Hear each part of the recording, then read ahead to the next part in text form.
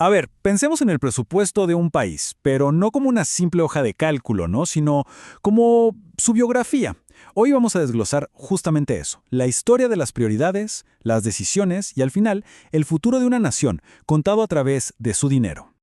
Es una pregunta que parece simple, ¿verdad? Pero la respuesta, es súper reveladora. Vamos a hacer eso. Vamos a seguirle el rastro al dinero, desde que sale de un bolsillo hasta que se transforma en una escuela, una carretera o el pago de una deuda. Descubramos juntos qué sucede en ese trayecto. Imaginen esto, pagar un impuesto es como, ¡pum!, empujar la primera ficha de un dominó. Y a partir de ahí se desata una reacción en cadena, con efectos económicos que se sienten mucho más allá de esa primera transacción. Y bueno, ese primer impacto, ese momento exacto tiene un nombre técnico, se llama percusión. Es, digamos, el instante en que una persona o una empresa hace el pago del impuesto. Esa es la primera ficha que cae, el punto cero de todo lo que viene después. Ok, una vez que se pagó el impuesto, quien lo pagó casi siempre intenta, pasarle ese costo a alguien más. A todo este movimiento se le llama traslación. Y tiene dos caminos. Si una empresa, por ejemplo, le sube el precio a sus productos para recuperarlo del impuesto, eso es protraslación.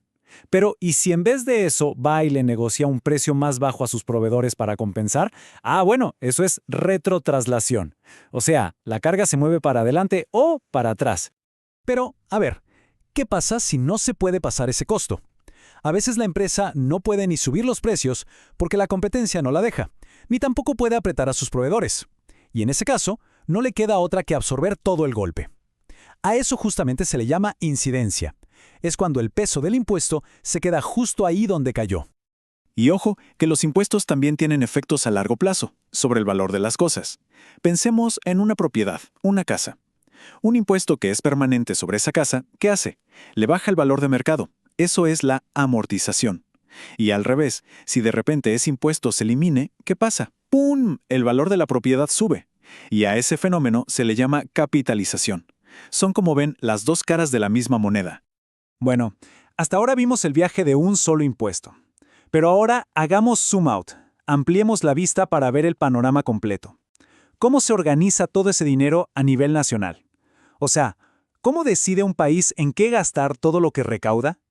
La respuesta, claro, está en el presupuesto público.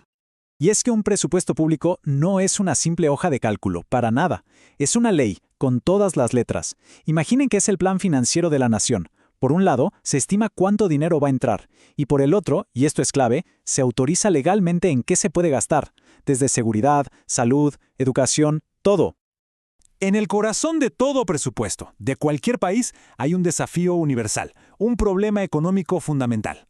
Las necesidades de la gente, de la sociedad, son, prácticamente infinitas, pero los recursos para cubrirlas, esos son limitados. El presupuesto es entonces la herramienta, tanto política como económica, que obliga a un país a sentarse, a tomar decisiones difíciles y, sobre todo, a establecer prioridades. Y acá es importante no confundir dos cosas que suenan parecido. Por un lado está el presupuesto económico. Pensemos en esto como una proyección, un deseo, el panorama general de la economía que el gobierno espera que suceda. Pero el que de verdad importa, el que tiene fuerza, es el presupuesto financiero. Este sí es el documento legal, la ley que aprueba el Congreso y la que obliga al gobierno a gastar de una forma y no de otra. O sea, uno es un plan, el otro es la ley. Pero, ¿quién decide sobre este plan? ¿Quién tiene el poder? Ojo, que no siempre fue un proceso democrático. Para nada. El control del presupuesto como lo conocemos hoy es el resultado de una lucha de poder que duró siglos. Literalmente, una batalla para decidir quién tiene la última palabra sobre el dinero de la nación. La historia de este control es increíble. A ver, en la Edad Media el poder estaba súper fragmentado, cada señor feudal por su lado. Pero en 1215, en Inglaterra, la Carta Magna planta una semillita. Exige el consentimiento de los nobles para poner nuevos impuestos. El gran salto, el verdadero cambio, viene en 1689 con el Bill of Rights, la Declaración de Derechos, que le da al Parlamento inglés el control total del dinero. Y ese principio, esa idea, cruzó el océano. Para 1810, por ejemplo, en Argentina, ya estaba claro. No se podían crear nuevos impuestos sin el consentimiento del pueblo. Y toda esta historia, toda esta evolución nos lleva a un principio democrático que es fundamental, la autoimposición. Es la idea, bastante revolucionaria en su momento, de que solo los representantes del pueblo pueden crear impuestos y decidir en qué se gasta el dinero.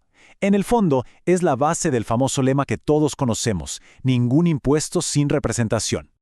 Ahora bien, un presupuesto no es algo que se crea un día y listo, se olvida, para nada. Es un documento vivo que pasa por un ciclo, por un proceso muy claro y definido cada año.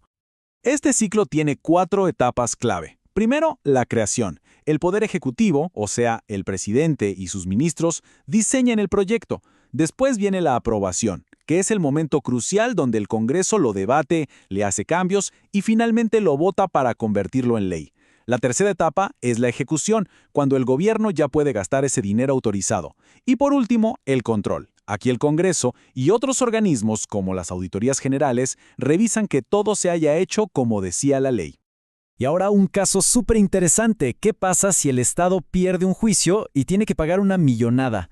No es tan fácil como ir y embargarle una cuenta bancaria al gobierno, ¿eh? Resulta que, por lo general, los fondos públicos no se pueden embargar. Esto es para asegurar que los servicios básicos como hospitales o escuelas sigan funcionando. Por eso, cuando un tribunal condena al Estado a pagar, esa deuda se tiene que incluir sí o sí en una ley de presupuesto. De hecho, el Estado puede usar herramientas como la consolidación de deudas para organizar y pagar en cuotas a lo largo de varios años. Al final, como vemos, todo vuelve a esta idea central. El presupuesto es mucho, pero mucho más que una cuestión de plata. Es la principal herramienta de control democrático. Es el mecanismo con el que una sociedad debate y decide, de forma muy concreta, qué es lo más importante para su futuro. Así que la próxima vez que escuchemos que se está debatiendo el presupuesto, recordemos que no están hablando solo de números, están escribiendo una declaración de valores, están dibujando el mapa del futuro. La pregunta que queda en el aire es: si miramos el presupuesto, ¿qué historia nos cuenta sobre las verdaderas prioridades de una nación?